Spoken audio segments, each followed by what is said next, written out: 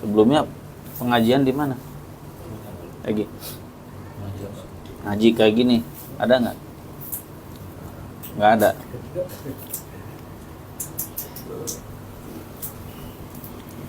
Memang harus punya ya pengajian kayak gini.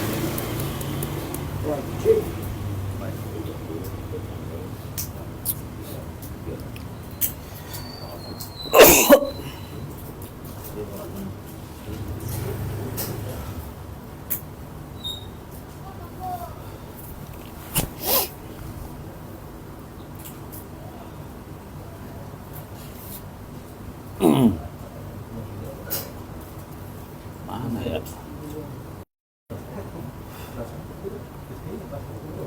Pada nih suka baca-baca ini? Ah, enggak ada waktu. Saya lebih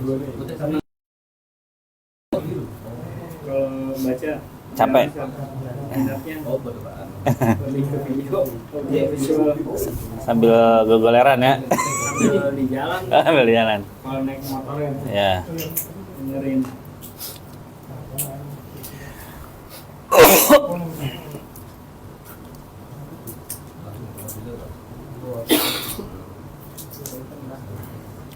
Saya karena keseringan ya dengerin kajian.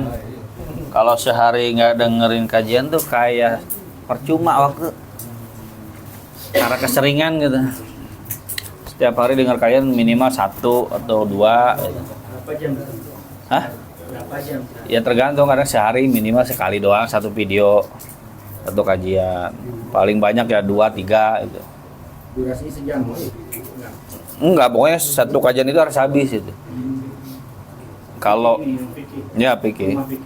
Iya, kalau nggak dengerin tuh kayak waktu tuh sia-sia gitu. Kayak tadi teh hari ini kayak nggak ngapa-ngapain gitu. Apa ya Gitu. Ya belum makan. Nah kayak gitu karena kebiasaan ya. Bukan karena cinta ilmu ya, bisa jadi gitu ya ke situ. Tapi saya sih lebihnya mungkin karena terbiasa. Misalkan biasa ngopi nih pagi-pagi, hari ini nggak ngopi gitu. Ya kurang gitu ya. Nah, kayak yang ngerokok mah kayak nggak ngerokok gitu.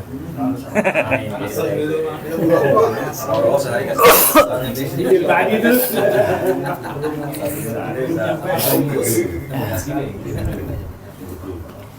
Sehari saya kayak percuma gitu, hari berlalu tuh kayak hari berlalu tuh kayak nggak ada guna gitu.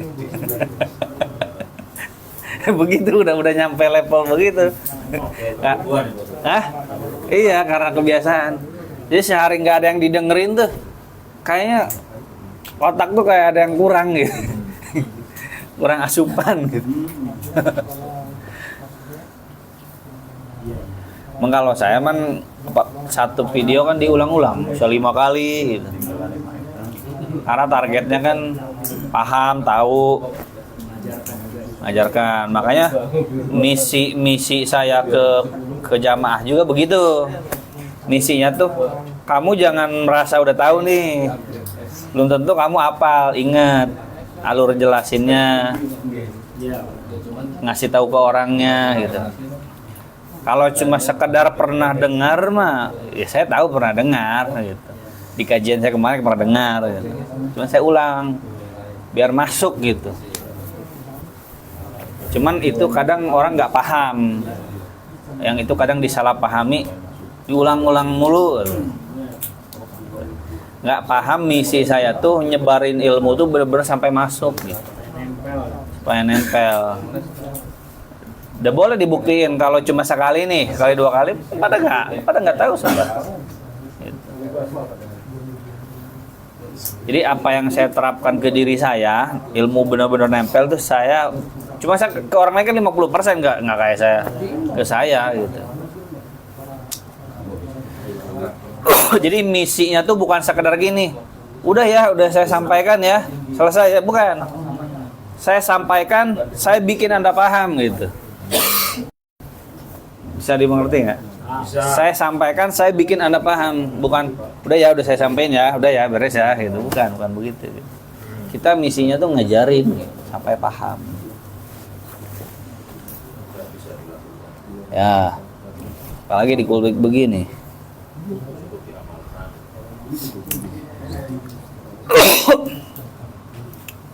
Apalagi kalau lihat keterangan para ulama tuh kan belajarnya tuh baca kitab tuh satu kitab tuh 500 kali diulang-ulang.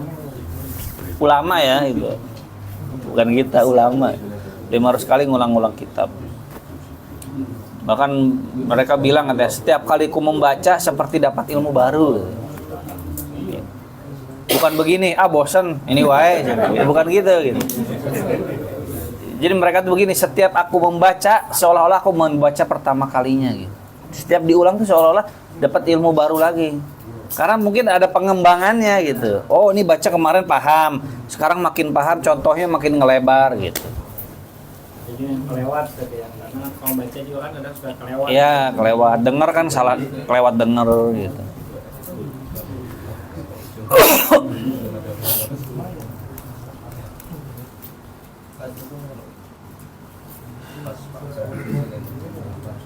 Ya mulai ya. Assalamualaikum warahmatullahi wabarakatuh.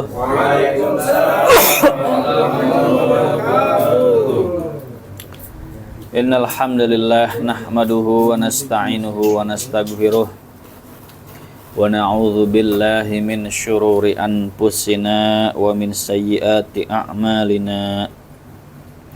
May yahdihillahu fala mudhillalah wa may yudlil fala hadiyalah. Asyhadu an la ilaha illallah wahdahu la syarikalah wa asyhadu anna Muhammadan abduhu wa rasuluh. Allahumma salli wa sallim ala nabiyyina Muhammadin wa ala alihi wa sahbihi ajma'in. Amma ba'du. Qala Allah Ta'ala fil Qur'anil Karim. A'udzu billahi minasy syaithanir rajim. Bismillahirrahmanirrahim. Fas'alu ahla dzikri in kuntum la ta'lamun.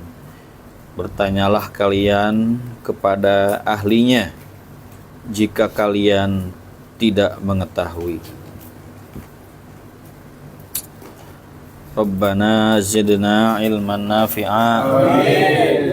Warzuqna fahma wasi'a. Amin. Wa amalan mutaqabbala. Amin. Ya Allah, berilah kami ilmu yang bermanfaat. Amin. Lindungi kami dari ilmu yang salah. Amin. Lindungi kami dari amal yang salah. Amin. Lindungi kami dari niat yang salah. Amin. Amin ya rabbal alamin. Bapak-bapak yang dirahmati oleh Allah Subhanahu wa taala. Tema kajian wudu Rasulullah Shallallahu alaihi wasallam menurut 4 mazhab. Jadi kita nggak mengklaim fikih wudu yang akan kita sampaikan itu fikih wudunya Rasulullah. Itu fikih wudunya Rasulullah, cuman ditambah menurut 4 mazhab. Kalau berhenti hanya di fikih wudu Rasulullah, khawatirnya mengklaim bahwa inilah satu-satunya cara wudu Nabi. Gitu.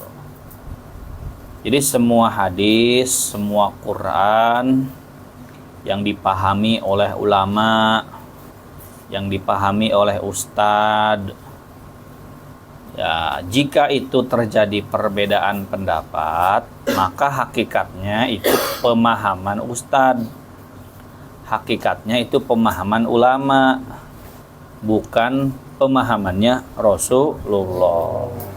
Nah ini penting, gitu. Cara berprinsip berpikir seperti ini. Sebab banyak orang tuh yang mengklaim fikihnya tuh adalah satu-satunya fikih Rasulullah. Salat Rasulullah, wudu Rasulullah.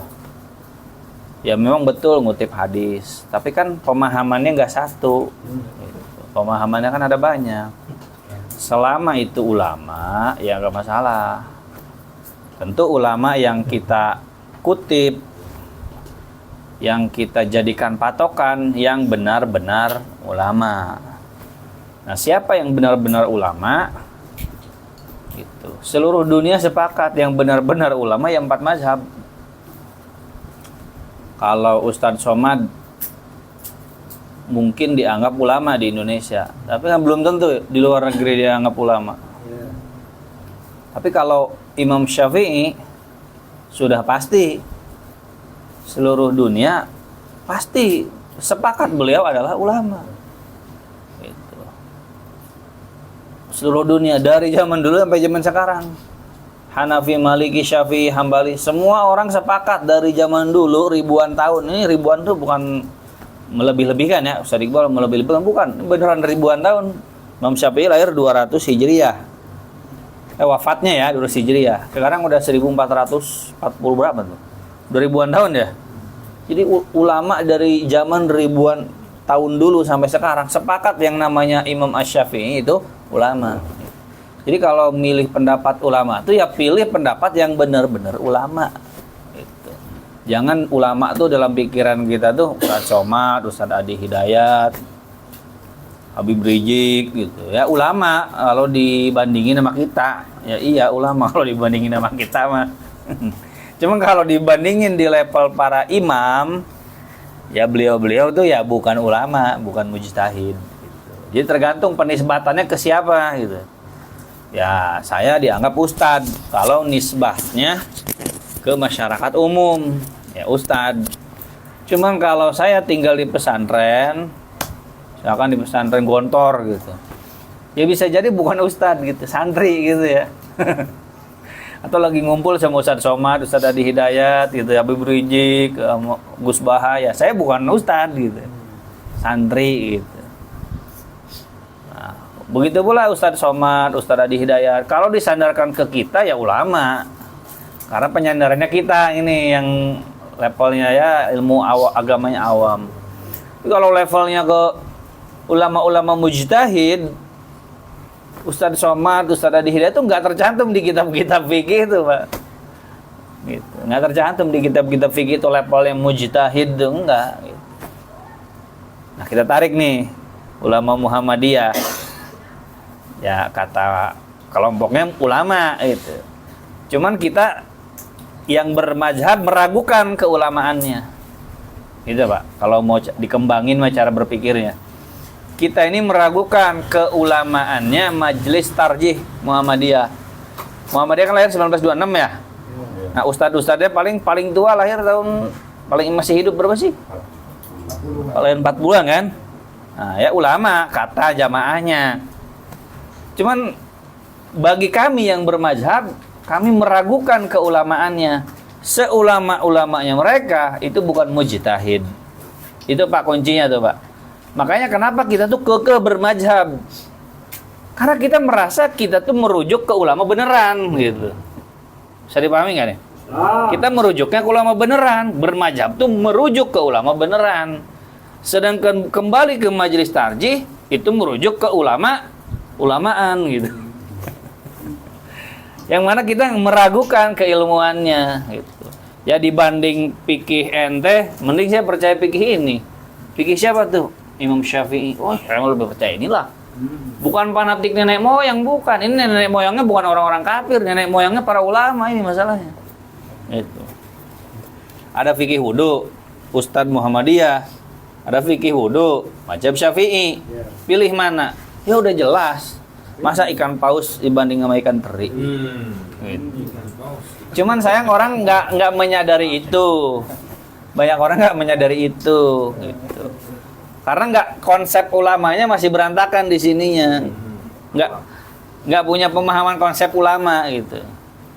Konsep ustadz juga nggak punya pemahaman konsep ustadz, pembagian ustadz, spesialisasi ustadz, profiling ustadz, blank di sini tuh. Ada sih tapi acak-acakan gitu. Jadi nggak punya pemahaman yang pas gitu dalam menilai fikih mana yang harus diambil gitu. Itu kalau kita gitu ya.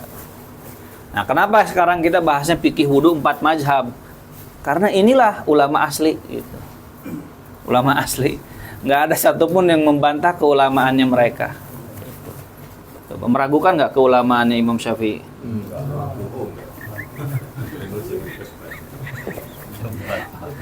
Biar cepat katanya. Kita nanya sama siapapun ya, sama Syekh Imam Masjidil Haram. Ya Imam, meragukan nggak keulamaan Imam Syafi'i? Oh nggak mungkin katanya, gitu kan? Tapi kalau keulamaannya ulama Muhammadiyah, Ustadz Anu, siapa dia katanya, begitu kan? Nah itu paham Pak ya? Tapi Ustadz Muhammadiyahnya pakai Quran, pakai hadis. Nah ini framing, seolah-olah mazhab itu nggak pakai Quran, nggak pakai hadis. Ini udah kena framing, udah kena gocek nih, bahasa gocek tuh udah mulai banyak nih viral nih di internetnya, bahasa gocek-gocek nih. Padahal saya nggak tahu gitu. Tapi kok banyak yang gocek-gocek katanya. Jadi kita udah kena gocek nih. Gitu. Di framing begini, ini pendapat manusia loh. Imam Syafi'i itu manusia loh. Ini mau Quran, Allah dan Rasulullah katanya. Kamu milih mana? Ini hadis sahih apa Imam Syafi'i? Ya pasti kan kita, ya hadis sahih lah gitu kan. Lah kita gocekin lagi. Ntar dulu, itu hadis sahih dipahami siapa? Ustadz Fulan. Nah ini hadis sahih dipahami Imam Syafi'i. Pilih mana? Ustadz Fulan apa Imam Syafi'i? Gitu gocek lagi. Gitu ya. Nah, udah kita mulai bahas ya, wudu Rasulullah menurut imam 4 mazhab.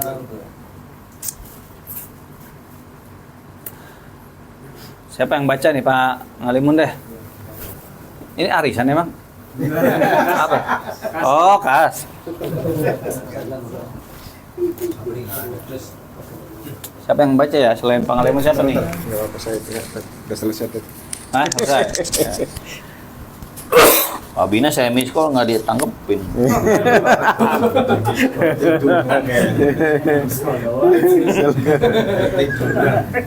Padahal izin ya Pak. Ini maaf saya nama datang ya. Dari mana tadi? Daftar isi tadi? Ya, dari pengertian wudu aja langsung di situ. Bismillahirrahmanirrahim. Pengertian wudu.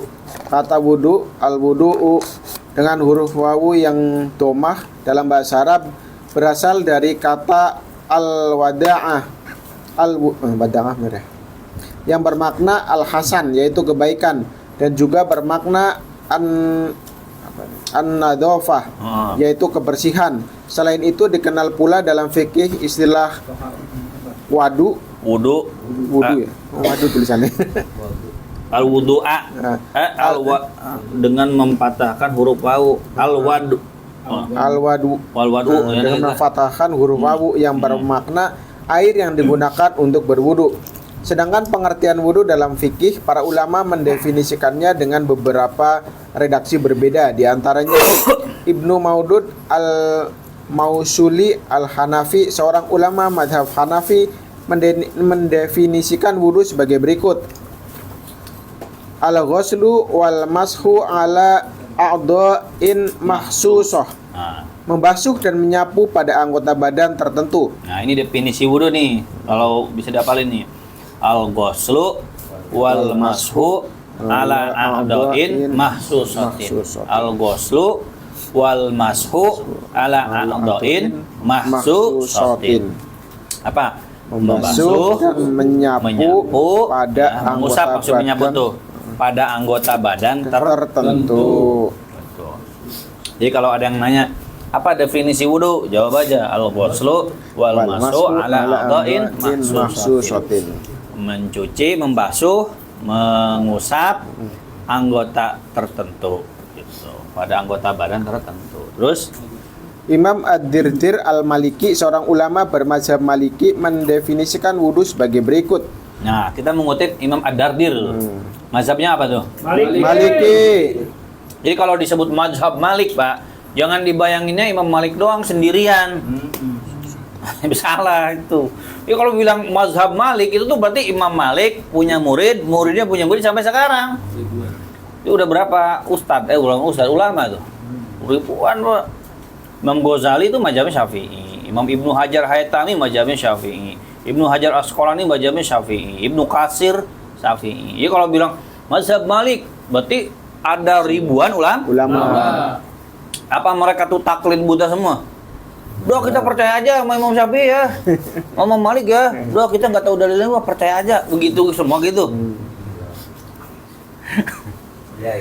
Ya, ini perlu dibuka kayak gini tuh, Pak. Itu. So, sekarang di era modern seperti ini kan banyak kajian-kajian tuh ya, di Facebook, di YouTube gitu kan. Pasti banyak orang kan yang ngomong ini begini gitu. Nah, ini bawa biar paham juga gitu. Duduk perkaranya gimana sih mazhab tuh gitu. Nah, Imam Ad-Dardir seorang ulama mazhab Malik. Apa dia mendefinisikannya? Toharatun ma'iyyatun ta'allaku bi'a'dha'in makhsusatin wa hiya al-a'dha'ul arba'atu ala wajhin makhsusin. Bersuci dengan menggunakan air yang mencakup anggota badan tertentu, yaitu 4 anggota badan dengan tata cara tertentu. Nah, ini lebih panjang definisinya nih. Jadi bersuci bahasa Arabnya deh, toharatun ma'iyatun, bersuci dengan air, menggunakan air. Tata'allaqu bi'a'dha'in mahsusatin, yang mencakup anggota badan tertentu. Anggota badan tertentu. Wahiyal a'dha'ul arba'ah, yaitu 4 anggota badan ala wajhin mahsusin, dengan cara-cara tertentu. Tapi lebih singkat yang tadi tuh. Lebih singkat. Imam Ibnu Maudud Al-Mausuli Al-Hanafi itu. Imam Maudud Al-Mausul yang bermazhab Hanafi. Jadi soal definisi aja beda-beda, Pak. Jadi soal perbedaan itu wajar dimanapun ada perbedaan. Cuman nggak mentang-mentang ada perbedaan. Ya, yang berbedanya siapa dulu? Ulama yang berbedanya silahkan. Tapi kalau orang awam berbeda pendapat dengan ulama ya nggak dianggap. Gitu. Terus Imam Al-Khatib Asy-Syirbini, seorang ulama bermazhab Syafi'i, mendefinisikan wudhu sebagai berikut. Nah, Imam apa tuh? Al-Khatib Asy-Syirbini. Banyak banget pengikut mazhab Syafi'i itu. Namanya Al-Khatib Asy-Syirbini. Apa dia? Af'alun makhsusatun muftahatun bin niyati au huwa isti'malul ma'i fi a'dha'in makhsusatin muftatahan bin niyah. Beberapa perbuatan tertentu yang dimulai dari niat, yaitu penggunaan air pada anggota badan tertentu dimulai dengan niat. Jadi beberapa perbuatan tertentu yang dimulai dari niat, yaitu penggunaan air pada anggota badan tertentu dimulai dengan niat. Terus Imam Mansur bin Yunus Al-Buhuti, seorang ulama bermazhab Hambali, mendefinisikan wudhu sebagai berikut. Oh, ini definisinya aja 4 mazhab ini. Dari mazhab Hanafi, ulama Hanafi mendefinisikan wudhu apa sih? Tadi yang di atas. Terus ulama Maliki mendefinisikan wudhu apa? Gini. Hambali, Syafi'i, berarti kan perwakilan ulamanya masing-masing ada ya? Jadi bukan kata Imam Syafi'i semua, Pak. Jadi kalau bilang mazhab Syafi'i itu bukan kata Imam Syafi'i semua, bukan. Imam Syafi'i udah wafat. Cuman murid-muridnya tuh berfatwa dan merujuk ini tuh yang diajarkan Imam Syafi'i begini loh, gitu. Terus isti'malu ma'in tahurin fil a'dha'il arba'ati wa hiyal wajhu wal yadani wa ra'su wa rijlani ala sifatin makhsusatin fi syar'i bi ayyatiya biha murattabatan mutawaliyatan ma'abakil furud. Penggunaan air yang suci pada keempat anggota tubuh, yaitu wajah, kedua tangan, kepala, dan kedua kaki, dengan tata cara tertentu sesuai dengan syariat yang dilakukan secara berurutan bersama dengan fardu-fardu wudhu lainnya. Terus? Dari beberapa definisi di atas, setidaknya titik temunya adalah bahwa wudhu merupakan ibadah ritual untuk mensucikan diri dari hadas kecil dengan menggunakan media air atas beberapa anggota tubuh. Nah, jadi wudhu itu ritual ya, bukan ibadah akal, bukan ibadah akal. Kan kentut pantat ya, tapi kan yang dibasuh muka ya kan? Iya. Pantatnya malah nggak dibasuh kan? Ya, itulah wudhu. Wudhu itu emang ritual ta'abbudi. Jadi nggak ada jawabannya kenapa wudhu muka, wajah, telapak tangan, tangan, kepala, kaki. Kenapa nggak mandi aja? Ya kan lebih ini, Lebih bersih. lebih bersih. Ya emang dari sananya begitu. Jadi sifatnya tuh ritual, ta'abudi, ghairu ma'qulil makna, tidak bisa dipahami akal. Terus Di mana ibadah itu kemudian ada yang menjabarkannya melalui satu sisinya, yaitu dengan menyebutkan caranya seperti membasuh dan mengusap. Dan ada pula yang menjabarkan secara langsung rukun-rukunnya seperti niat, tertib, dan lainnya. Di samping itu, dari definisi di atas juga dipahami bahwa wudhu bukan sekedar bertujuan untuk membersihkan anggota tubuh secara fisik dari kotoran, melainkan juga sebuah ritual ibadah yang telah ditetapkan tata aturannya lewat wahyu syara dari Allah Subhanahu wa taala. nah, kewajiban wudhu itu syariat. Kewajiban wudhu itulah Allah dan Rasulnya, wajibnya wudhu. Tapi kalau bicara tata cara detailnya, kita jangan mengklaim inilah Allah dan Rasulnya, nggak boleh. Inilah wudhu Rasulullah menurut Imam Syafi'i. Gitu. Jadi disandarkannya ke manusia. Ya karena memang manusia yang memahaminya. Gitu. Cuman kewajiban wudhunya, ya itu adalah syariat Allah dan Rasulnya, gitu Pak. Tapi kalau tata cara wudhunya, nah itu adalah pendapat ulama. Ijtihad. Jadi detail wudhunya ijtihad, kewajiban wudhunya itu syariat dari Allah dan Rasulnya. Gitu. Nggak boleh kita menyandarkan pendapat kita tuh ke Allah dan Rasulullah, nggak boleh. Ini Rasulullah tuh wudhunya seperti ini. Ya boleh sebenarnya ngomong sekilas begitu tuh gitu. Cuman tetap harus dibungkus dengan kata-kata inilah yang kami pahami gitu. Ya, dari hadis dan Quran. Nah, nanti diringkasnya begini berarti fikih wudhu misalkan Muhammad dia gitu. Fikih wudhu Muhammad dia, bukan fikih wudhu Rasulullah. Kalau fikih wudhu Rasulullah berarti yang lain bukan salah gitu kan? Framingnya, oh ini wudhu Rasulullah begini ini. Itu mah mazhab Syafi'i. Nah, ini nih framing nih. Ini sering framingnya begini gitu. Ini wudhu Rasulullah katanya. Itu mah mazhab Syafi'i ya. Biar laku Yang benar ini fikih wudhu versi Muhammad dia. Menurut pemahaman Ustadz Muhammad ya. Menurut Ustadz Salafi gitu. Saya kulbik udah lama tahunan, cuman saya lupa menguatkan mazhabnya. Saya selama ini ngaji aja. Saya lupa menguatkan kemazhabannya gitu. Saya baru kepikiran, wah ternyata ini harus dikuatkan nih pemahaman kemazhabannya. Jangan sampai nanti seolah-olah pendapat mazhab itu setara dengan pendapat Ustadz A, Ustadz B, Ustadz C gitu. Seolah-olah ya. Enggak lah, nggak setara lah.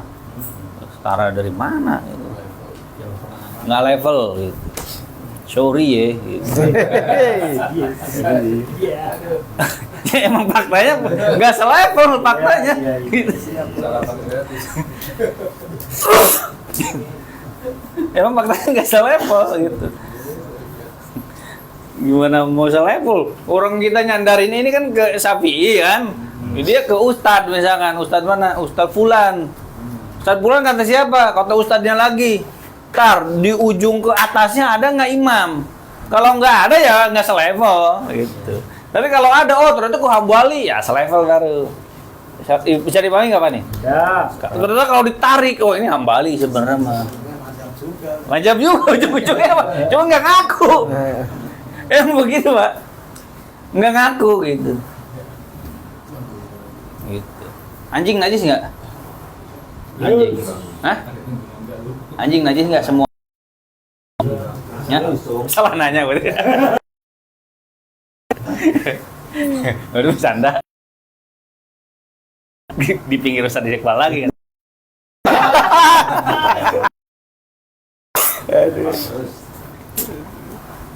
Tai Najis, Pak. Najis. Terus walaupun nggak ngaku juga ya. Najis. Oh, sapi. Kadang gitu. Itu kalau dibedah nih pertanyaan kita nih semua nih ya. Wajib sapi itu 90% tuh. Bukan sapi, katanya. Dia Rasulullah. Dari mana? Gitu kan. Bener nggak? Belajar dari mana tiba-tiba ngaku Hanafi? Nggak mungkin. Terus lanjut. B. Hukum wudu. Secara umum hukum wudu dapat dibedakan menjadi dua, wudu wajib dan wudu sunnah. Namun ada beberapa hal yang disepakati para ulama tentang wudu yang wajib. Sebagaimana ada pula yang diperselisihkan antara hukum wajib dan sunnah. Berdasarkan hal ini, maka hukum kemudian dapat dibedakan menjadi tiga. 1. Wudu yang disepakati wajib. 2. Wudu yang diperselisihkan antara wajib dan sunnah.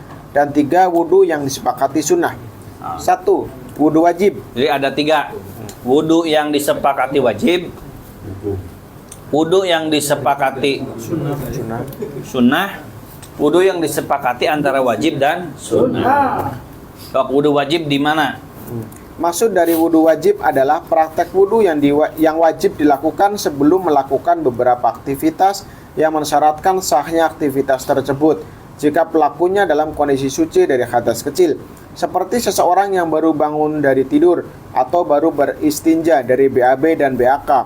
Berikut wudu yang disepakati para ulama dihukumi dengan hukum wajib jika seseorang yang hendak melakukannya dalam kondisi berhadas kecil. A. Melakukan sholat. Para ulama sepakat bahwa bagi yang hendak melakukan sholat wajib maupun sunnah untuk terlebih dahulu dalam kondisi suci dari hadas kecil dengan melakukan ritual wudu. Dalilnya adalah ayat Al-Quran dan hadis berikut ini. Ya ayyuhalladzina amanu idza qumtum ila sholati faghsilu wujuhakum wa aydiyakum ilal marafiqi wamsahu biru'usikum wa arjulakum ilal ka'bain. Hai orang-orang yang beriman, apabila kamu hendak mengerjakan sholat, maka basuhlah mukamu dan tanganmu sampai dengan siku, dan sapulah kepalamu dan kakimu sampai dengan kedua mata kaki. Surat Al-Maidah. La sholata liman la sholata liman la wudu alahu. Rawahu Ahmad wa Abu Daud wa Ibnu Majah.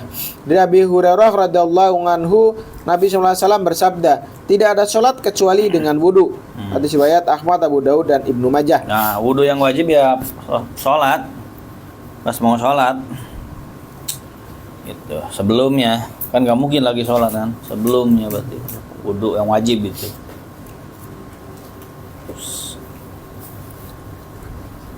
Dengan catatan dia sebelumnya berhadas.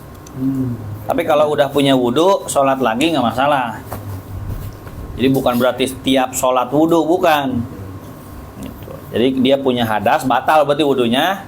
Nah berarti dia kalau mau sholat wajib wudu. Walaupun sholatnya sunnah, tapi wudunya Wajib. Gitu. Kan duha kan sunnah kan. Nah, Tapi wudunya wajib. iya. Kalau dia berhadas gitu kan. Ya kalau dia masih punya wudu, ya wudunya nggak wajib kalau mau wudu lagi. Nah itu wudunya wudu sunnah. Jadi yang dimaksud wudu wajib tuh kalau mau sholat dengan catatan dia sebelumnya berhadas. Itu hadas kecil. Karena fungsi wudu itu mengangkat hadas kecil. Itu. Terus lanjut. B. Melakukan sujud tilawah.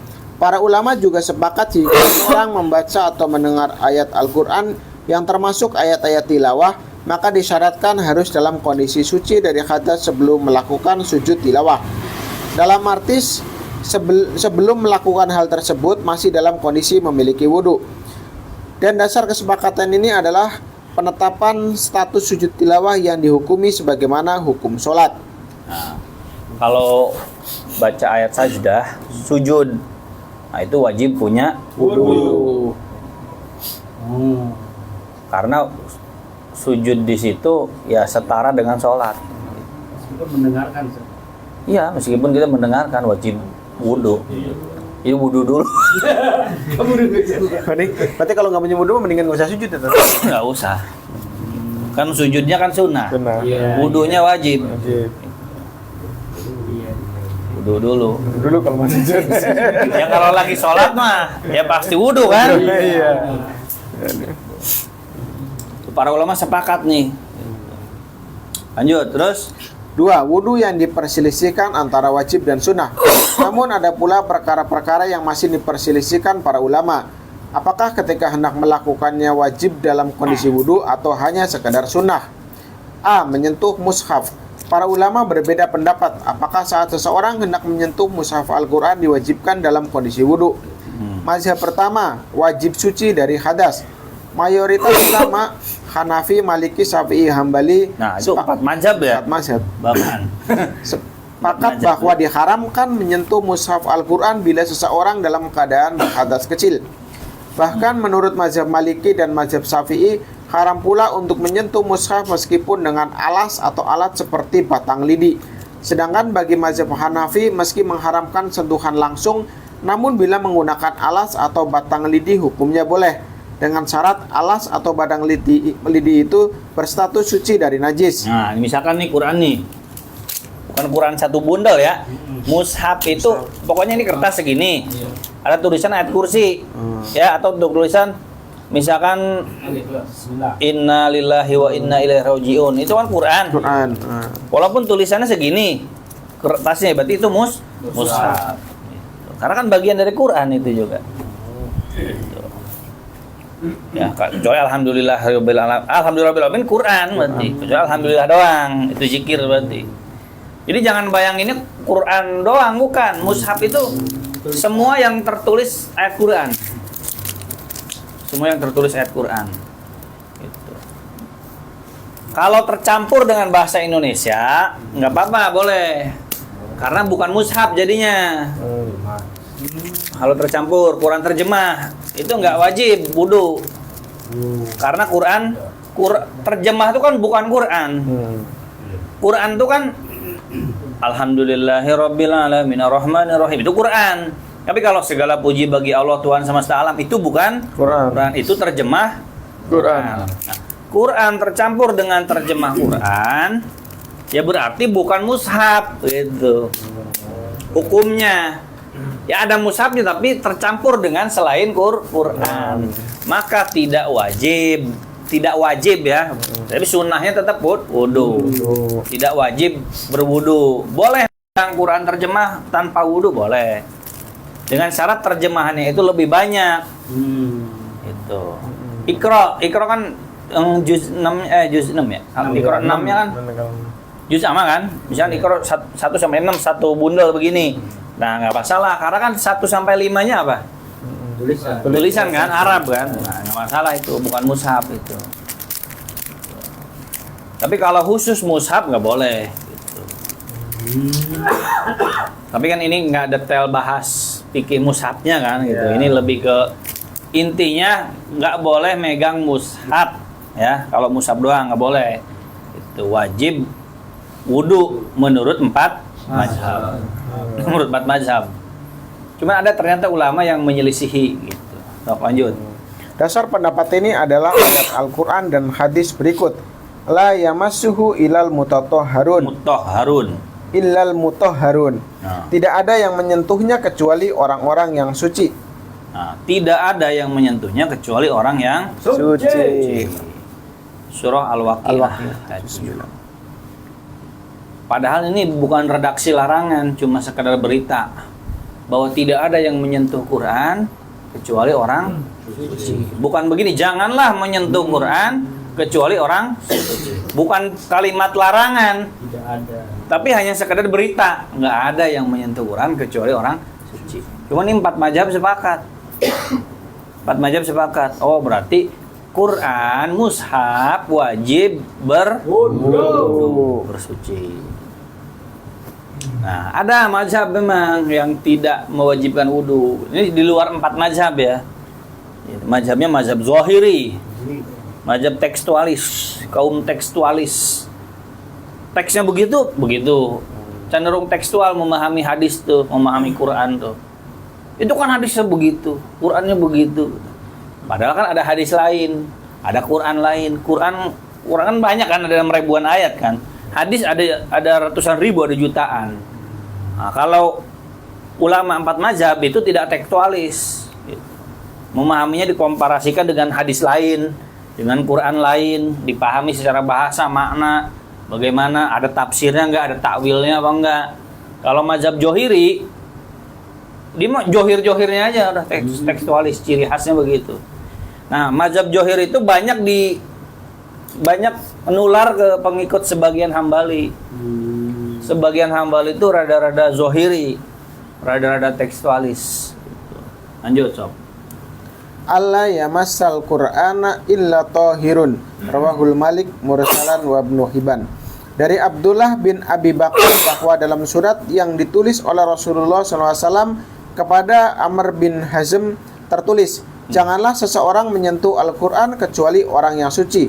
Hadis riwayat Malik secara mursal dan disambungkan oleh Nasai serta Ibnu Hibban. Nah, hadis riwayat siapa? Imam Malik. Jadi Imam Malik itu ahli hadis. Nggak mungkin Imam Malik nggak tahu hadis, nggak mungkin. Kalau ada pendapat Imam Malik seolah-olah bertentangan dengan hadis, ingat pasti ada hadis lain. Gitu. Kan Imam Malik kan tidak mensunnahkan puasa Syawal. Hadis puasa Syawal sahih. Tapi di dalam mazhab Malik nggak ada puasa Syawal. Nah, kita kan di framing ikut hadis apa Imam Malik. Gitu. Imam Malik punya dalil. Dalilnya apa? Amalan Ahlul Madinah. Orang Madinah nih, kan bapaknya kan ketemu Nabi, sahabat semua. Dan kita ini kan anak-anaknya gitu lah ya. Paling cuma dari bapak saya, dari engkong saya. Itu kan ketemu Nabi. Harusnya kalau ada puasa Syawal, orang-orang pada tahu. Ini kok sekampung nggak pada tahu. Masa iya sih? Masa tiba-tiba ada berita gitu kan, di mana sumbernya gitu kan. Teh Sohi Nabi begitu. Ah, kami ragu nih gitu. Dan kami memakai amalan Ahlul Madinah. Amalan Ahlul Madinah itu dianggap setara dengan hadis. Gitu. Karena kan Rasul kan tinggalnya di situ di Madinah kan. Pasti ngajar di situ dong. Banyak muridnya kan, turun-temurun tahu dong gitu kan. Kok ini nggak tahu? Imam Malik nggak pakai hadis itu. Pakai hadis juga, cuman hamalan Ahlul Madinah. Dan pasti ada dalil lain lagi. Kita jangan percaya kalau ada yang bilang ini kan mazhab, kalau pakai mazhab nih ya, itu kan ada yang pendapat aneh begini. Iya, aneh itu karena kita nggak tahu dalilnya itu apa gitu. Ya kan? Aneh karena bagi kita, oh iya ya kan ada hadisnya ya, kenapa ya Imam Syafi'i begini, Imam Malik begini. Ya aneh karena kita nggak tahu gitu kan. Kalau tahu mah, oh enggak begitu ceritanya. Bukan nolak hadis, ada hadis lain. Ingat, hadis bukan cuma satu. Itu hadis sudah banyak gitu kan. Ya cerita kan bukan cuma satu, kan ada banyak kan. Lanjut. Mazhab kedua, tidak disyaratkan suci dari hadas kecil. Madhab Zahiri dan satu riwayat dari Ibnu Abbas berpendapat bahwa menyentuh mushaf bagi yang berhadas kecil tidaklah haram. Menurut mereka keharamannya hanyalah atas orang yang berhadas besar. Nah, menurut mereka mah yang haram tuh yang hadas besar. Kalau yang hadas kecil mah nggak haram. Menurut siapa tuh? Mazhab Az-Zahiri. Namanya Imam Daud Az-Zahiri. Tapi nggak laku mazhab itu. Nggak ada pengikutnya, cuman ada pendapatnya masih bukan dipakai, di kitab-kitab masih ada. Di kitab-kitab diceritakan. Sebagian ada yang make. Yang banyak terpapar mazhab Zahir itu rada-rada Hambali itu. Yang saya tahu ya, sebagian yang rada-rada Hambali itu cenderung Zahiri. Makanya kan mereka menolak qada salat, macam-macam tuh Zahiri gitu. Zahiri itu kaum tekstualis. Yang tadi saya share tuh, sikat gitu kan. Kirain itu diambil, disikat. Itu bercandaan. Terus ada yang ngomong, oh berarti kalau yang bermazhab diambil ya dicolong, mendingan disikat gitu daripada dicolong. Kan sikat tuh kan bukan berarti disikat gitu. Nah kayak gitulah kira-kira Johiri itu gitu. Lanjut. B. Tawaf di seputar Ka'bah. Pada umumnya para ulama sepakat bahwa status hukum tawaf adalah sama dengan sholat. Hanya saja mereka berbeda pendapat akan keabsahan tawaf jika tidak dalam kondisi wudhu. Madhab pertama, syarat sah. Mayoritas ulama Maliki, Syafi'i, Hambali berpendapat bahwa suci dari hadas kecil ketika tawaf di seputar Ka'bah adalah syarat sahnya tawaf. Nah, Sebab hakikat 3 mazhab tuh. Tawaf wajib wudu. Harus wudu. Kalau nggak wudu nggak sah. 3 mazhab. Berarti ada tersisa apa tuh? Hanafi. Hanafi. Gimana nih, bertentangan dengan hadis nggak nih? Pasti ada hadis lain. Pokoknya begitu, pokoknya inget ya. Jangan dianggapnya ini bertentangan hadis macam tuh. Enggak gitu, nggak mungkin gitu. Nggak mungkin imam mazhab, para ulama mazhab tuh sengaja menolak hadis, nggak mungkin. Pasti ada dalil lain. Atau dipahaminya beda gitu. Pasti sumbernya Quran Sunnah juga.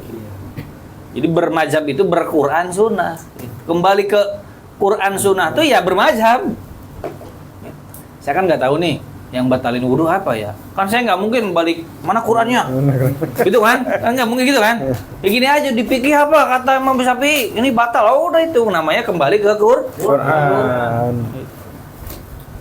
Kembali ke Quran itu bukan ngambil Quran, ngambil hadis bukan, atau Google searching gitu. Qurannya hadis bukan. Kembali ke fatwa ulama. Ulamanya ulama beneran gitu. Lanjut. Sebab hakikat tawaf adalah sholat. Sebagaimana sholat disyaratkan dalam kondisi suci dari hadas, demikian pula saat tawaf. Rasulullah SAW bersabda. Susah tawaf. Dari Ibnu Abbas radhiyallahu At-tawafu haulal bait mislus shalah illa annakum tatakallamuna fi faman takallama fihi fala yatakallamna illa bi khair. Dari Ibnu Abbas radhiyallahu anhu, Rasulullah SAW bersabda, tawaf di Ka'bah itu adalah sholat kecuali Allah telah membolehkannya untuk berbicara saat tawaf. Siapa yang mau bicara maka bicaralah yang baik-baik. Hadis riwayat Tirmizi. Jadi tawaf itu setara dengan sholat. Cuma bedanya di tawaf itu boleh ngomong, boleh ngobrol. Baik-baik Gitu.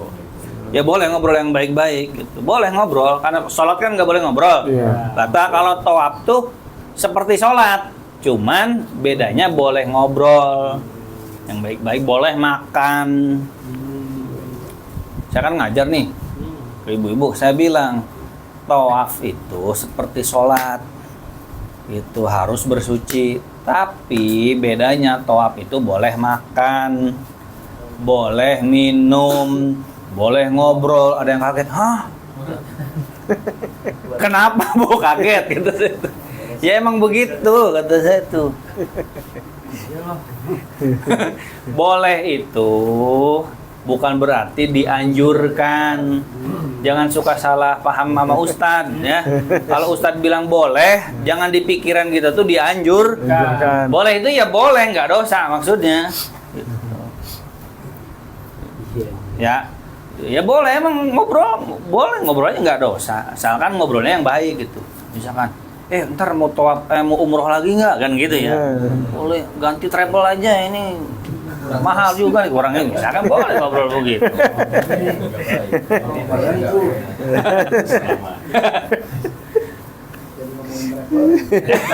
Ya kan evaluasi ini makan bukan gibah. Emang jelek mah ya jelek aja apa-apa. Minum boleh, makan ya boleh.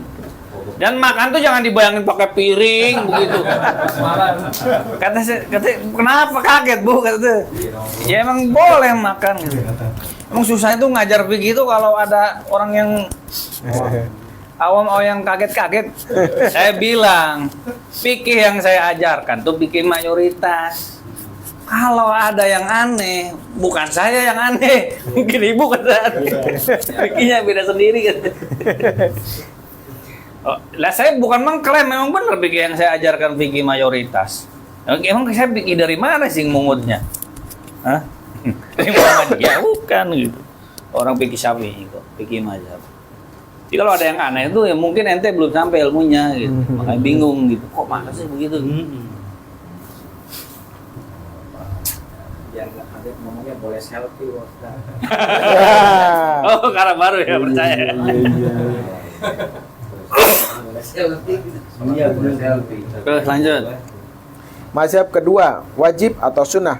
Mazhab Hanafi berpendapat bahwa melakukan tawaf dalam kondisi suci dari hadas kecil terhitung wajib, bukan rukun. Nah, jadi kalau jumhur ulama rukun. Rukun tuh berarti kan lebih dari wajib. Enggak wudu nggak sah tawafnya. Kalau Hanafi mah wajib, bukan rukun. Jadi tetap sah tapi dosa. Iya. Dia punya pengertian beda dia mah, bukan rukun, tapi wajib gitu. Kalau tawaf sambil nggak punya wudu dosa, tapi tetap sah. Pasti punya argumentasi. Cuman kan saya nggak tahu semuanya. Saya nggak bisa menjadi Hanafi gitu seolah-olah saya menjelaskan seperti Hanafi. Saya bukan Hanafi, nggak tahu makanya gitu. Lanjut terus. Bahkan ada yang berpendapat sebagai sunnah. Oh, di kalangan mazhab Hanafi ada yang bilang sunnah. Nggak wudu tuh nggak apa-apa gitu. Terus Dengan demikian tetap sah seseorang yang bertawaf sekalipun berhadas kecil. Hanya saja hal itu membuat pelakunya menanggung dosa meskipun ibadat tawafnya dinilai sah. Argumentasi mereka adalah sebagaimana disebutkan oleh Al-Kasani, sekalipun tawaf disamakan dengan sholat, namun tawaf bukanlah sholat secara hakiki, maka status hukumnya lebih rendah daripada sholat. Nah itu argumentasinya. Tawaf itu ya bukan sholat sebenarnya. Itu lebih rendah kedudukannya daripada sholat. Maka nggak bisa disamakan wudhu dengan sholat gitu ya. Maksudnya sholat tuh harus wudhu kan. Kalau nggak wudhu nggak sah sholatnya. Nah kalau tawaf tuh nggak bisa sampai derajat nggak sah. Tetap sah gitu. Cuman dosa. Dan pada prakteknya mereka pun pasti wudhu gitu. Cuman secara hukumnya mereka tahu ini tuh kalaupun nggak wudhu nggak apa-apa. Tapi dosa itu. Tetap sah tapi dosa. Dalilnya itu gitu. Tawaf tuh ya nggak setara dengan sholat. Gitu. Nggak bisa gitu, disetarakan dengan sholat. Terus C. Khutbah Jumat. Para ulama tidak satu perkara terkait disyaratkannya suci dari hadas bagi khotib Jumat. Mazhab pertama, syarat sah. Mazhab Maliki dan mazhab Syafi'i berpendapat bahwa menyampaikan khutbah Jumat disyaratkan dalam keadaan suci dari hadas kecil karena khutbah merupakan bagian dari Jumat. Mazhab kedua, sunnah. Mazhab Hanafi dan mazhab Hambali berpendapat bahwa suci dari hadas kecil saat khutbah Jumat hukumnya adalah sunnah dan tidak disyaratkan harus dalam kondisi memiliki wudu. berarti pas khutbah tuh kalau Syafi'i mah wajib berwudu, punya wudu. Syafi'i itu, Maliki. Tapi kalau Hanafi sama Hambali gitu kan, nggak apa-apa, nggak punya wudu juga. Sifatnya hanya sunnah. Dalilnya pasti ada, pasti ada. Ya. Pasti hadisnya sama, Sob. Kalau kita kuliah nih, Pak, perbandingan mazhab, pasti kan dibedah semua dalilnya ya. Apa sih dalil Hanafi? Pasti itu dalilnya itu sama, Pak. Cuman beda apa? Penafsiran. Beda memahaminya. Kenapa kamu memahami begini? Oh, menurut kami ini maksudnya begini. Hadisnya katakan gitu. Bukan nggak pakai Quran, pakai sunnah, bukan. Terus lanjut. 3. Wudu yang disepakati sunnah. Selain hal-hal di atas, para ulama menyepakati sejumlah perbuatan yang disunahkan dalam kondisi berwudu atau suci. Caranya adalah sebagaimana berikut. A. Mengulangi wudu untuk tiap sholat. Para ulama sepakat bahwa bagi yang telah mendirikan sholat dan dalam kondisi suci, hendak sholat di waktu yang lain disunahkan untuk berwudu kembali, sekalipun statusnya masih dalam kondisi suci dari hadas. Dasar hadis berikut. La an asyukka ala ummati lamartuhum inda kulli sholatin biwudu'in wa mangakul liwudu'in bisiwakin. Rawahu Ahmad. Dari Abi Rasulullah SAW bersabda, seandainya tidak memberatkan umatku, pastilah aku akan sholat dan wudu itu dengan bersiwak. Hadis riwayat. kalau misalkan mau wudhu lagi, maghrib punya wudhu, isya sunahnya wudhu lagi. Isya sunahnya wudhu lagi. Nggak wajib. Cuman niat wudhunya bukan ini ya, bukan mengangkat hadas, kan nggak punya hadas. Ya niat wudhu sunnah aja gitu. Kalau wudhu maghrib kan misalkan habis BAB habis kencing, nah itu niatnya lirofil hadas. Asgor. Nah kalau udah punya wudhu lagi, niatnya bukan itu, bukan mengangkat hadas. Dua doang. Dan niat wudhu aja, saya niat wudhu sunnah karena Allah Ta'ala. Kalau niat wudhunya mengangkat hadas, salah. Kan nggak punya hadas, apanya yang diangkat?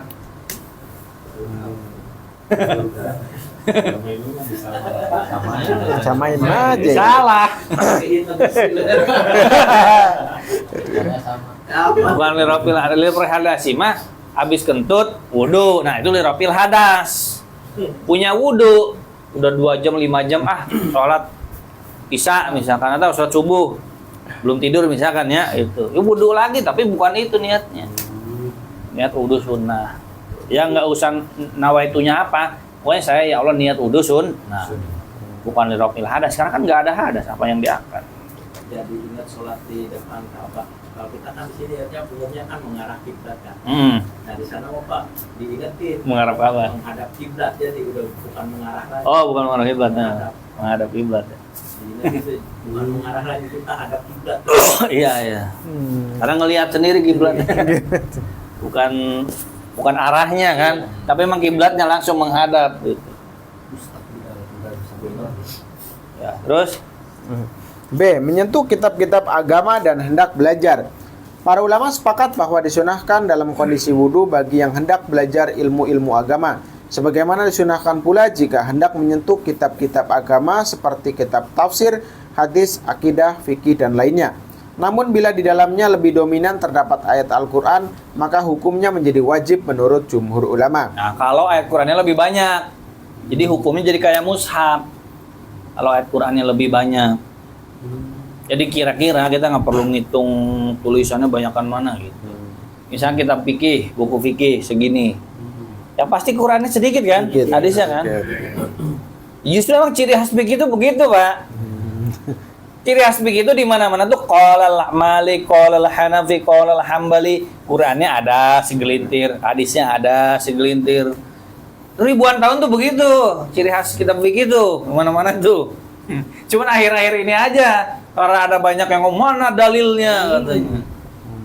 Gitu. Dianggapnya nggak ada dalil gitu. Ya akhirnya banyak ustadz-ustadz sekarang buat kitab fikih itu dalil Qurannya banyak, hadisnya banyak, biar nggak dituduh nggak ada dalil gitu. Kitab Sapinah coba, Sapinah kan kitab fikih kecil, itu nggak ada Qurannya Pak, nggak tercantum ya, nggak tercantum Qurannya, nggak tercantum hadisnya. Tapi ada dalilnya, cuma nggak dicantumin karena buat orang awam.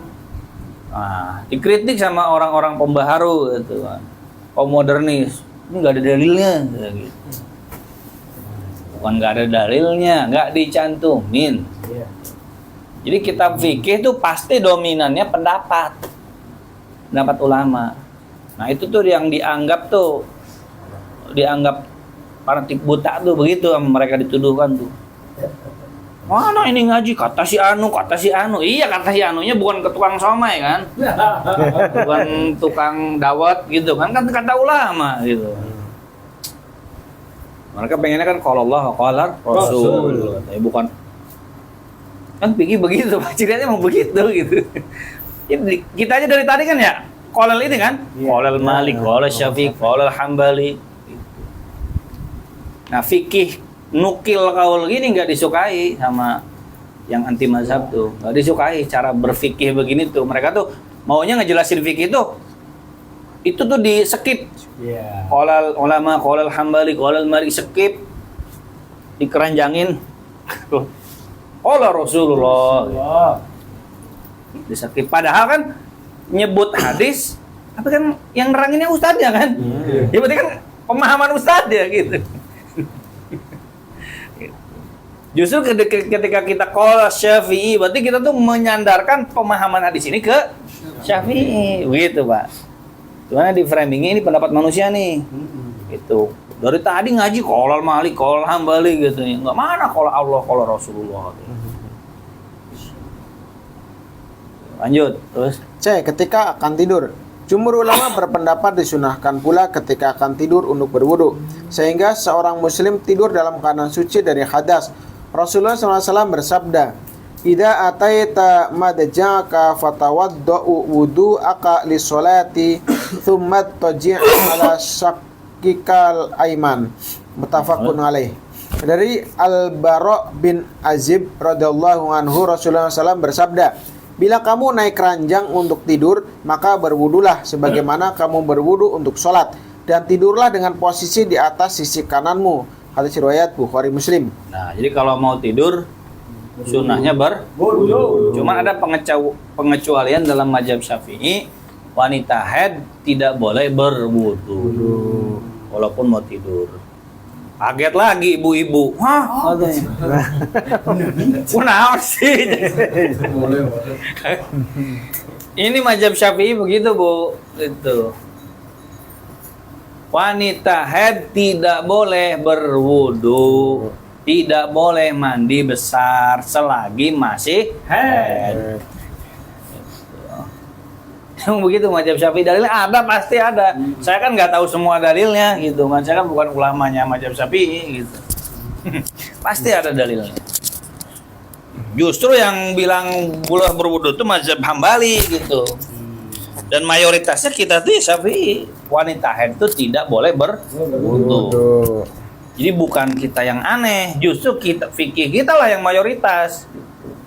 Mungkin ente taunya dari dulu. Boleh wudu walaupun haid. Ente taunya duluan itu gitu ya. Bukan itu yang mayoritas, paham nggak? Bukan pendapat itu yang mayoritas di Indonesia, bukan. Cuman ente taunya itu, ada ustadz yang nyampein nggak boleh wudu, dianggapnya ustadznya yang beda, bukan ustadznya.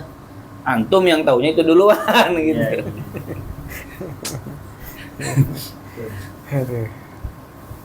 Terus D. Sebelum mandi janabah.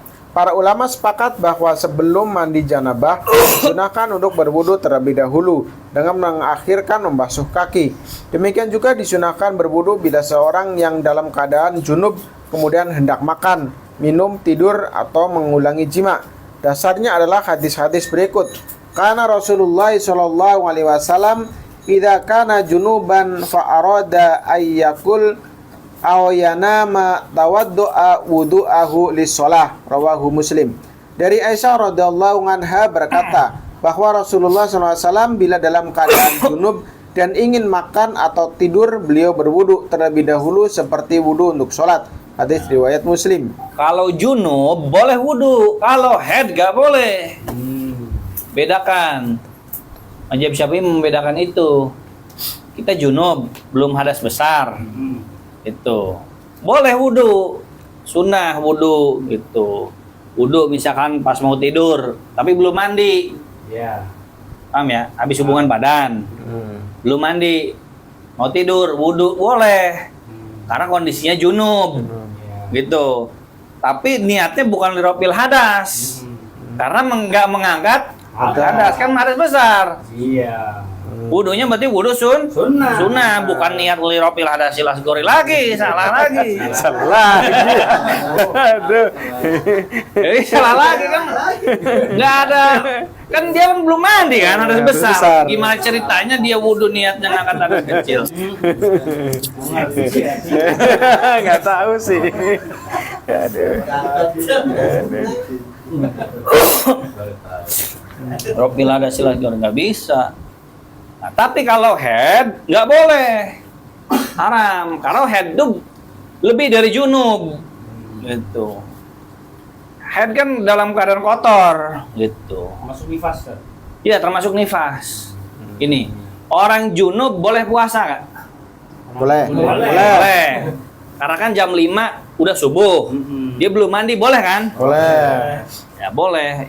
Yang nggak boleh tuh sampai selesai subuh dia belum mandi. Ya penting nggak sholat gitu kan. Tapi puasanya sah nggak? Sah. Junub. Tapi wanita haid nggak boleh puasa. Beda ya junub sama haid nih, jangan ditukar. Wanita haid nggak boleh puasa. Wanita junub boleh puasa. Nah, mazhab Syafi'i membedakan itu. Junub boleh wudu. Haid nggak boleh wudu. Kan haram wudu. Nah, kalau Hambali nggak ngebedain junub haid sama. Itu. Boleh. Ya boleh wudu. Boleh. Gitu. Hambali. Oh, Hambali. Hambali. Junub sama haid itu sama. Boleh wudu. Ya emang ini perbedaan mazhab setara, nggak masalah. Cuma kalau ditanya mayoritas mana, ya pasti yang mayoritas Syafi'i lah. Mustahil Hambali, mustahil itu mayoritas Hambali itu. Gimana ceritanya orang dari Arab. Hah? Dari Arab. Iya kecuali dari Arab kan. Kalau jadi TKW kali. Tapi ada hadisnya, hadis mulu, ada yang lainnya pasti ada hadisnya gitu. Nah kita pikirnya nggak usah hadis-hadisan. Kolal ulama aja begitu, ya. Hadis dipahami ente, berarti pemahaman ente gitu aja.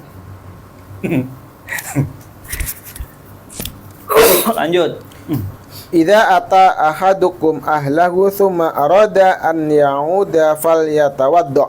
Rawahul Jama'ah ilal Bukhari. Dari Abi Sa'id Al-Khudri radhiyallahu anhu, Rasulullah SAW bersabda, bila kamu berhubungan seksual dengan istrimu dan ingin mengulanginya lagi, maka hendaklah berwudu terlebih dahulu. Hadis riwayat Jamaah kecuali Bukhari. Nambah ini. Boleh wudu. Ustaz Somad bilang berpatok boleh wudu walaupun lagi haid. Ya memang orang tuh Syafi'i itu nggak harus 100%. Mungkin beliau cenderung ke boleh wudu. Tapi kalau dicek di pesantren-pesantren pasti nggak boleh wudu. Jadi kita tuh bermazhab tuh bukan 100% Pak, gitu. Bukan gitu. Mayoritas pemahaman kita tuh pasti Syafi'i. Saya 100% juga nggak 100% Syafi'i. Saya sampai saat ini saya kalau wudu sentuhan maisi saya nggak batal. Saya lebih condong pendapat Imam Nawawi yang kalau syahwat saja. Jadi Syafi'i juga sebenarnya baliknya gitu. Cuman Syafi'i yang versi kalau syahwat. Yang langsung batal itu memang yang mu'tamad dalam mazhab Syafi'i itu. Yang maksudnya yang dipegang, yang dikokohkan pendapat resmi mazhab itu batal gitu. Cuman Imam Nawawi walaupun bermazhab Syafi'i, beliau nambahin gitu. Jadi nggak taklid buta, kata siapa taklid buta? Enggak, beliau juga ngoreksi juga. Kata beliau ini kalau syahwat batal. Kan kalau Hanafi jelas kan, kalau hubungan badan doang. Iya. Itu kan lamastumun nisa di situ hubungan badan, bukan nyentuh. Gitu. Jadi Syafi'i itu memang nggak harus setia, nggak harus 100%. Dan orang tuh bermazhab Hambali, Hanafi juga nggak ada yang 100%, Pak. Nggak ada. Justru dengan bermazhab itu kita malah nggak taklid, Pak. Karena kita nggak 100%. Iya. Berormas justru malah dipaksa 100%. Taklid. Malah taklidnya lebih parah. Paham nggak? Bermazhab itu tidak 100%. Saya bilang bermazhab gitu. Bukan berarti Anda tuh harus 100% Syafi'i semua, enggak gitu. Kata siapa harus persen Syafi'i semua, enggak. Cuman kita ngaku gitu tuh bermazhab. Justru berormas malah diwajibkan taat. Nggak taat dosa. Dosa bukan kata saya, kata jenderalnya gitu. Wah, katanya bener lebih taklid ini dong dibanding bermazhab mah. Bermazhab mah nggak ada aturan. Emang ada ketua mazhabnya? Siapa ketua mazhab cabang Gading Elok? Cabang Karawang. Wah, itu nggak bermazhab siapa itu? Ustadz Iqbal tuh kena teguran SP, nggak ada. Justru itu nggak taklid, makin terbukti nggak taklid, malah kita yang dituduh taklid. Gimana? Balik ini ya. Ini kan main gocekan aja sih Pak gitu. Lanjut. Ketika membaca Al-Quran, hukum berwudu atau dalam kondisi suci setelah membaca Al-Quran adalah sunnah. Hal ini berbeda dengan menyentuh mushaf Al-Quran yang menurut jumhur adalah wajib. Demikian juga sunnah untuk berwudu terlebih dahulu bila hendak membaca hadis Rasulullah SAW dan mengajarkannya kepada orang lain sebagaimana tradisi para ulama terdahulu seperti Imam Malik, Imam Bukhari dan lainnya. Terus Ketika melantunkan azan dan iqamah, para ulama sepakat disunahkannya berwudu bagi orang yang hendak melakukan azan dan iqamah. Sebagaimana mereka juga sepakat bahwa yang menggunakan iqamah dalam kondisi berhadas kecil disunahkan untuk mengulanginya dalam kondisi suci dari hadas. azan sunnahnya wudu. Terus G. Zikir. zikir. Para ulama umumnya sepakat bahwa disunahkan bagi yang hendak berzikir dengan lisannya untuk dalam kondisi suci dari hadas. Dasarnya adalah hadis sebagai berikut. Nganil Muhajir Ibnu Kunfudin. Ibnu Kundus Aja baca annahu atan nabiyya wa huwa yabulu fasallama alaihi falam yarudda alaihi hatta tawadda summa tadhara ilaihi faqala inni karihtu an adhkurallaha azza wa jalla illa ala tuhrin aw qala ala taharah. Rawahu Abu Daud wa Nasa'i wa Ibnu Hibban wal Hakim.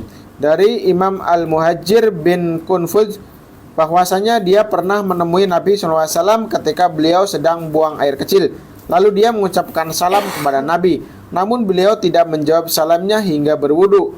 Kemudian beliau meminta maaf seraya bersabda, sesungguhnya aku tidak suka menyebut nama Allah Ta'ala kecuali dalam keadaan suci. Hadis Abu Dawud, Nasai, Ibnu Hibban dan Hakim.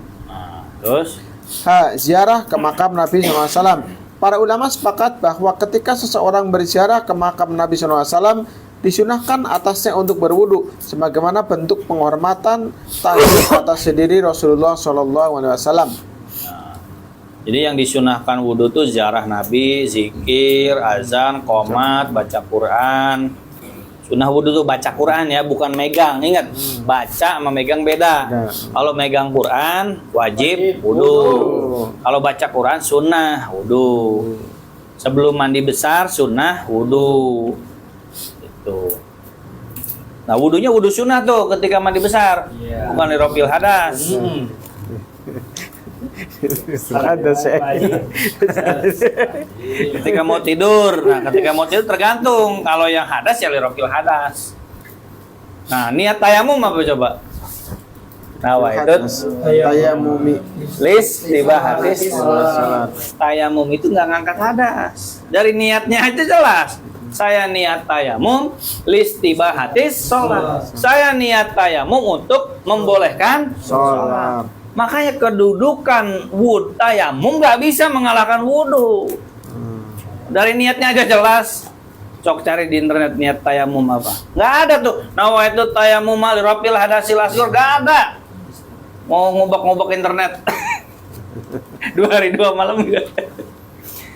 Saya niat tayamum listibahatis sholah untuk membolehkan sholat. Nggak ngangkat hadas.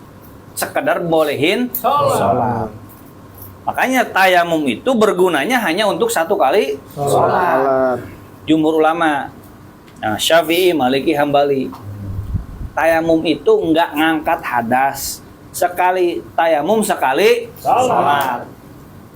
Kalau Hanafi, tayamum sama seperti wudu, ngangkat hadas, Hanafi doang.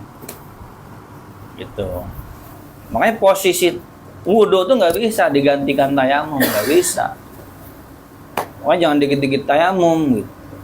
Cuma memang ada fikih yang kalau sapar boleh tayamum walaupun ada air. Fikihnya Zohiri itu. Kalau fikih kita itu ya, tayamum itu boleh ketika tidak ada air. Nah, kalau fikihnya Zohiri, ketika sapar boleh milih mau tayamum apa wudu gitu. Boleh dicek di YouTube-nya. Katanya kalau sapar gimana? Boleh tayamum apa wudu? Pilih mana? Jangan diadukan katanya. Tapi sandingkan, terserah pilih mana katanya. Mau tayamum apa? Wudu. Cuman Rasulullah banyakan wudu. Itu. Sahabat banyakan tayamum kata beliau gitu. Allah alam saya nggak tahu dalilnya apa beliau gitu ya. Cuman kalau fikihnya beliau tuh kalau safar ya udah boleh Pilih gitu, pilih bebas katanya. Meskipun ada air. Meskipun ada air. Ini asli beneran. Saya kurang tahu. Ada kata saya pergi kayak gini katanya itu. Masalahnya saparnya aja bukan 80 kilo gitu. Ikan makin parah kan. Wah, Kresinda juga nggak perlu wudhu, langsung aja tembok apa gitu diusap-usap gitu.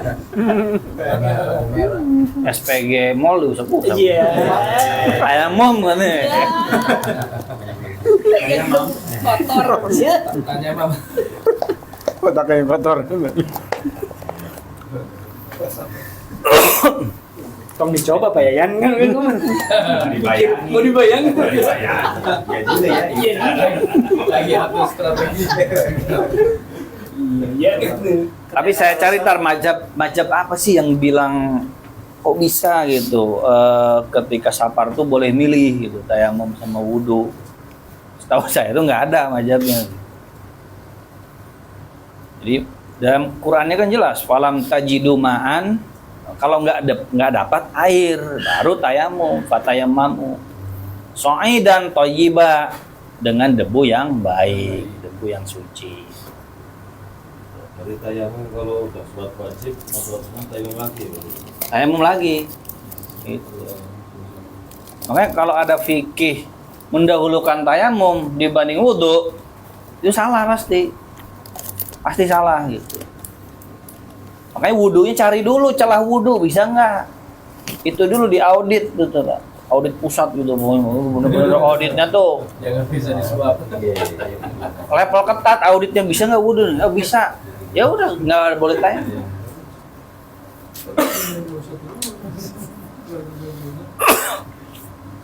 Nah memang untuk di kondisi di pesawat tuh memang beda sudut pandang ada debu apa enggak. Ada debu apa enggak. Pesawat itu berarti sholat sunnah dia sholat sunnah kompliang lagi. Iya harusnya tayamum lagi. Pak dia kan terus sholat wajib tayamum lagi. Iya harusnya mah. Ya makanya bagi Syafi'i mah itu sholat dihormatil wakti. Itu cuma sholat-sholatan. Kalau bagi Syafi'i mah itu harus kodo gitu. Cuman mungkin para pembimbing umroh tuh biar cepet aja udah, nggak usah, biar nggak ada was-was ke orang-orang tuh, nggak usah kodo. Emang hambali itu kayak gitu. Ntar kita bahasnya bikin tayamum khusus dah ya. Dok lanjut, dikit lagi deh.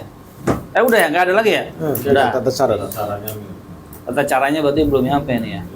panjang. Panjang itu. 4 macam lagi. Iya. Wallahu a'lam bissawab. Ada pertanyaan nggak? Tanya minggu depan tanya. Tuh halaman 33 tuh. Tuh itunya tuh. Tuh perbedaan mazhabnya tuh. Halaman 32. Ustaz ini awal pengertian wudhu, yang lainnya kan nggak ada niat kecuali sampai itu Ustaz.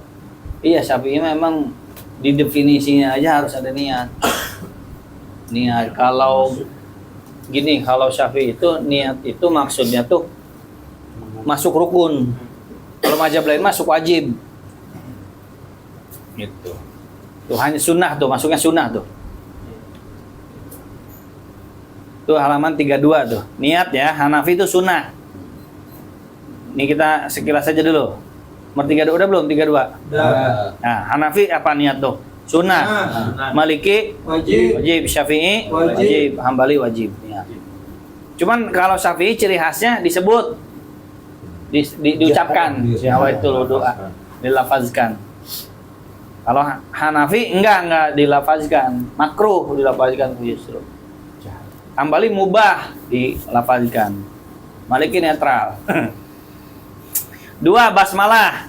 Nah, bismillah Hanafi apa tuh? Sunnah.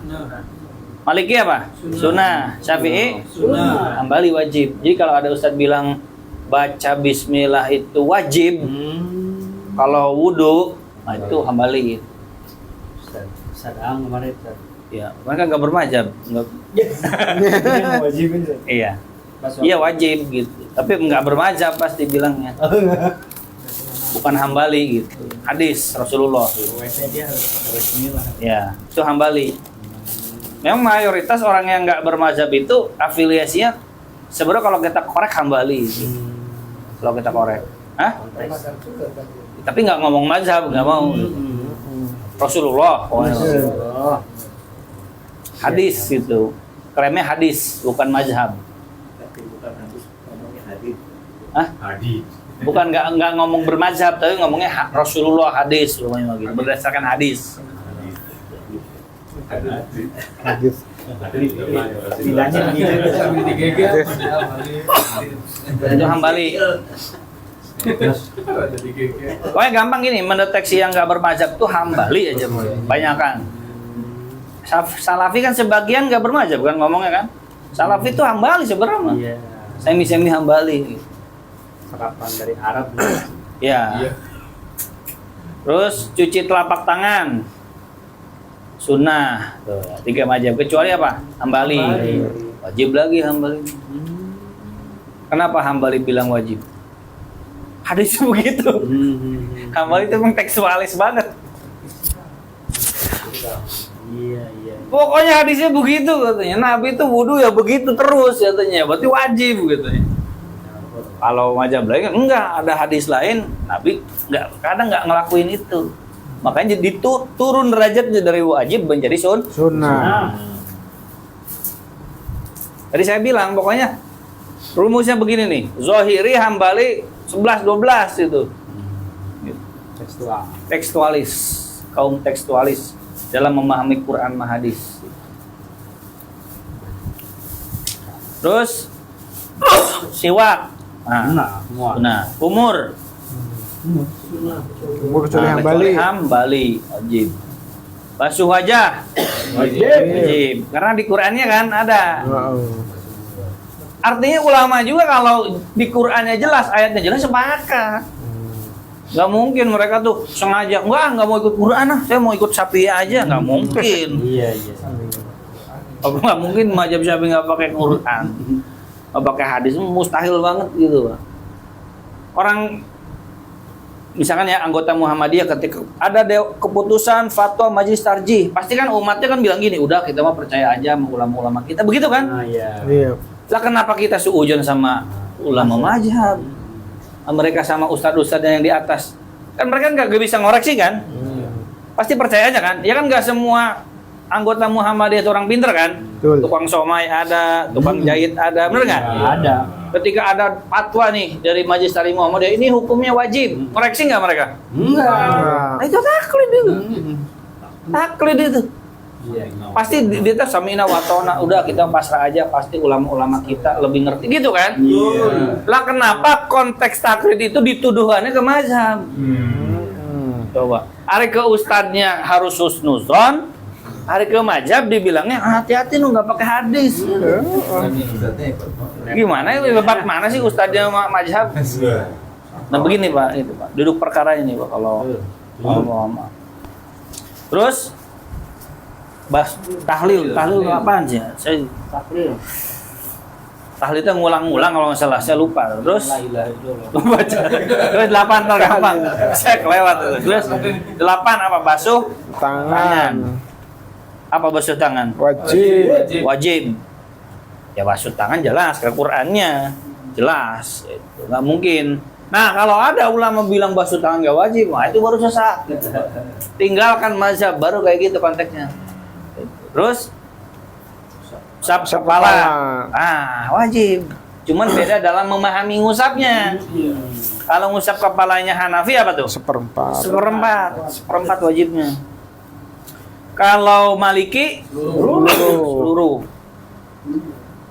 Syafi'i Sebagian. Bahkan sebagiannya cukup 3 helai rambut. Dan 3 helai rambut tuh boleh, bukan dianjurkan. Orang suka salah paham. Jadi kata siapa Syafi'i itu begitu? Kan nuduhnya begitu Pak, nuduhnya begitu katanya. Fatwa Imam Syafi'i katanya begini, itu harusnya pendapat dibuang. Ngomongnya begitu. Harus pendapat dibuang katanya. Ini kan pendapat taklid katanya. Mulai lagi tuduhan taklid gitu. Semoga Imam Syafi'i Hah? semoga Imam Syafi'i diampuni oleh Allah. Gini, mazhab Syafi'i ada dalilnya. Karena ada hadis riwayat Muslim. Nabi itu pernah berwudu, imamahnya tuh diginiin doang, digeser, terus Nabi begini ngusap bun-bunnya doang. Hadis sahih riwayat Muslim. Nah, terus itu mau dipahami apa? Ya berarti kan sunnahnya semua. Emang hadis Nabi ada yang lain apa mengusap semua. Tapi ada juga hadis Nabi yang mengusap ubun-ubunnya doang. Berarti kan dipahami apa? Oh berarti wajibnya adalah segini. Sunnahnya seluruhnya. Cuman fatwa Imam Syafi'i minimalnya gimana? Minimalnya 3 helai rambut. Nah orang yang anti mazhab Syafi'i bilangnya itu pendapat harus dibuang katanya. Ngomongnya begitu, harus dibuang katanya. Seolah-olah Imam Syafi'i itu nggak pakai hadis, nggak pakai Quran. Wajib sebagian. Kalau Hambali seluruh. Hambali mah pokoknya wudunya Nabi begitu langsung dibilang wajib udah. Wajib. Nggak pakai klasifikasi gitu. Terus basuh telinga wajib lagi Hambali mah. Basuh telinga aja wajib. Nah, bapak-bapak biasanya memahaminya yang mana umumnya? Nah, Syafi'i kan? Selama ini banyak Syafi'i kan? Ada gitu yang memahami telinga wajib. Sini ada nggak? Nggak ada. Ah, Syafi'i saya udah gitu tuh, Pak. Hambali wajib. Terus basuh kaki, ya Qur'annya. Nah, makanya kata mazhab Syafi'i mah yang rukun itu apa? Wajah, tangan, kepala, kaki. Karena Qur'annya begitu. Itu yang rukun. Nah, terus wudunya Nabi gimana? Wudunya Nabi kan sampai ada kumur-kumur gitu kan, ada hidung gitu kan, terus ada 3 kali. Nah, itu memang wudunya Nabi, tapi dipahaminya sebagai sunnah. Rukunnya dalilnya apa? Dalilnya Al-Quran. Ya tetap pada prakteknya mah dilakukan semua gitu Pak. Cuman kita membagi hukum. Oh ini hukumnya rukun, ini wajib, ini sunnah. Hambali mah udah gampang aja. Mayoritas wajib udah gitu. Justru anak kecil yang benar itu. Iya anak kecil kan. Kan ke muka, kepala, tangan, kaki udah bener itu. Ya itu udah benar. Malah kita komplit banget. Itu rukunnya begitu, sah itu. Anak kecil itu cepet. Malah beneran dia daripada kita. Bahkan saya nemu yang lebih ekstrim itu sebenarnya nggak sah Bismillah tuh kalau Hambali itu, sebagian Hambali itu nggak baca Bismillah nggak sah wudunya. Mandi besar juga wajib baca Bismillah, kalau nggak baca Bismillah nggak sah. Hambali itu ciri khasnya. Terus apalagi? Kanan, nah kanan sunnah semua. Mendahulukan kanan. Tahjil apa tuh? Saya belum baca, bener saya belum baca semua ini. Takjil 3 kali sunnah. Dalak tuh ini, dalak tuh ngusap ini, gosok-gosok. Maliki tuh yang wajib. Dalak, gosok Maliki wajib. Kalau Syafi'i 3 mazhab lain cukup dicelupin juga, nggak perlu digosok, dah sah. Celupin misalkan ya. Sah. Ya basah doang. Kalau Maliki wajib digosok. tangan doang. Semuanya. Tangan, kaki, rambut gitu. Terus mualah tuh berurutan, ya. Salah. Mualah itu nyambung. Iya, nggak berhenti dulu, nerima telepon dulu, gitu kan, internetan. Oh iya. Kalau Maliki wajib, Hambali wajib, Syafi'i sunnah. Terus tertib. Nah, Hanafi yang unik, sunnah, tertib tuh. Jadi kaki dulu boleh. Tapi bukan berarti dilakukan ya. Mereka hanya mengklasifikasikan hukum. Ini jangan dibilang, ini Hanafi berarti nggak sesuai hadis sahih. Jangan bilang begitu. Hah? Hanafi sunnah. Jadi kalaupun misalkan kaki dulu gitu kan, Nih, prakteknya jangan se ekstrim itu ya, orang tiba-tiba kaki. Prakteknya misalkan begini nih. Misalkan ya. Misalkan dia wudhu basuh muka. Habis basuh muka, dia lupa tangan nih. Dia langsung ini ya, langsung ini. Wah, tadi tangan belum. Nah, dia tinggal aja langsung gitu. Sah. Hanafi. Ada prosesnya ya. Iya, kelupaan konteksnya. Yang rada masuk akalnya begitu. Cuman kalaupun sengaja ekstrimnya, gue sengaja langsung aja kaki gitu. Boleh. Boleh tuh, ingat bukan berarti dianjur. Tuh, Hanafi itu sunnah. Mana sampai mana tadi? Tertib. Doa tertib. Yang lain wajib tuh 3 mazhab tuh. Doa sunnah. Sholat sunnah ya sunnah. Tuh Hanafi berarti 4 wajib, 15 sunnah. Maliki 8 wajib, 11 sunnah. Syafi'i 6 wajib, 13 sunnah. Hambali yang semua serba wajib. 10 wajibnya. Karena apa? Karena kecenderungan Hambali itu tekstualis. Ya. Itu ciri khas Hambali tekstualis. Gitu. Ciri khas Syafi'i tafsir. Makanya kadang suka ini hadisnya begini kok Syafi'i beda gitu. Karena ditafsir. Ada hadis lain yang beda sama hadis ini. Oh berarti ditafsir. Kalau Hambali hadisnya begitu, pokoknya begitu gitu. Hambali itu ciri khasnya begitu. Wallahu a'lam bishawab. Abin Fa'na bima 'allamtana Rabbi 'allimna alladhi yanfa'una Rabbi faqihna wa faqih ahlana wa qarabati lana fi dinina mugi Gusti ngamanfaatkan karena ilmu nu dipasingkan mugi Gusti ngawurukeun ana ilmu pimanfaatan mugi Gusti masihan paham kaabdi jang ali amdi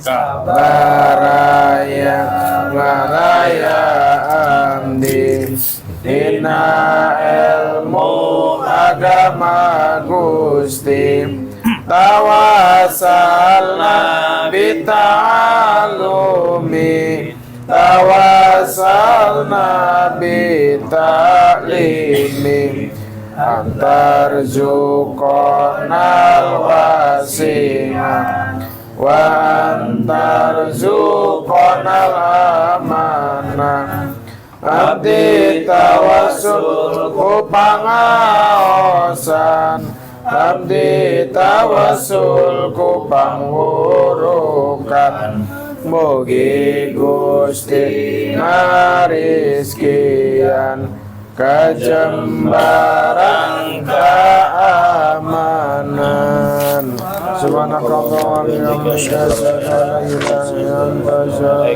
Assalamualaikum warahmatullahi wabarakatuh. Waalaikumsalam warahmatullahi wabarakatuh.